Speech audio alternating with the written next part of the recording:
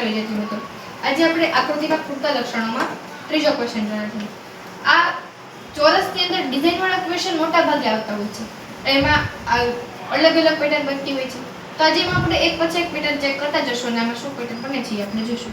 હવે પહેલા તો જેમ જોતા એવી રીતના લાગે કે પહેલા તો બધા એવી રીતના કરે કે આ ત્રણેયનો ગુણાકાર થઈને આન્સર આવતો હશે. તો આપણે ચેક કરી જોઈએ. 4 એકા 4 અને 4 સત્તા 28. તો એ આન્સર 28 આવવો જોઈએ. પણ હવે એવી પેટર્ન પણ હોઈ શકે કે 28 - 1 કરે તો આન્સર 27 આવી શકે. તો આપણે આગળ એવી ટ્રાય કરીએ. હવે 5 દુ 10 અને 10 અઠા 80. તો આ તો બહુ મોટી રકમ બની ગઈ. અને એમાં -1 કરીએ તો આન્સર 79 આવવો જોઈએ. પણ એવો તો આન્સર આમાં તો ઘણો દૂર છે. એનો મતલબ એમ કે આ પેટર્ન સાચી નથી. તો હવે આપણે બીજી પેટર્ન વિચારી શકીએ. તો આમાં આ પેટર્ન શક્ય નથી. હવે આમાં બીજી પેટર્ન વિચારવા જઈએ તો બીજી પેટર્ન હવે બનતી નથી. તો હવે આપણે આપણી રેગ્યુલર પેટર્ન ઉપર આવી જઈએ. હવે વિચારવી તો 7 ચોકુ 28 થઈ ગયા. 7 ચોકુ કેટલા થઈ ગયા? 28. હવે 28 માંથી 27 પોગું છે ને અહીંયા આપણને એક આપેલું છે. માની લેવી કે 28 - 1 કરી નાખીએ તો આપણને 27 આન્સર મળી જાય છે. આ બીજી રીતના આપણે પહેલા આપણને આ રીતે 27 આન્સર મળ્યો હતો. હવે આપણને આ રીતે 27 આન્સર મળી ગયો. તો હવે આપણે આગળ એવી પેટર્ન ચેક કરીએ તો આમાં થાય છે કે નહીં. તો આપણે શું કર્યું? આ બેનો ગુણાકાર કર્યો એને -1 કર્યું.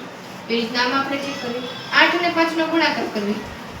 8 અને 5 નો ગુણાકાર કેટલો થાય? 40. હવે એમાં આપણે પહેલી સંખ્યા બાદ કરી દીધું. આમાં આપણે પહેલી સંખ્યા બાદ કરી તો -2 કેટલા થાય છે? 38. આ તો આપણને આન્સર મળી ગયો. હવે આમાં ચેક કરીએ. 9 6 54. હવે એને -3 કરીએ આન્સર આવ્યો 51. એનો મતલબ એમ કે ખાલી જગ્યા હતી ત્યાં આન્સર આવે છે 51. હવે આ બોક્સની અંદર ઘણા વિદ્યાર્થીઓને એવું થતું હોય કે એમાં આપણને રિલેશન આ ત્રણ વચ્ચે આપેલો છે કે આ ત્રણ વચ્ચે આપેલો છે કે કઈ ખબર ન પડે. તો જે જગ્યાએ આપણને પ્રશ્ન ચિહ્ન આપેલું હોય ને કાં તો એની ઊભી લાઈનમાં અથવા તો એની આડી લાઈનમાં આ જેનો આન્સર હોય કેમ આપણે આ ત્રણનો કંઈક સંબંધ મેળવીને આપણને ચોથી કોલમની અંદર આપણને આન્સર મળ્યો.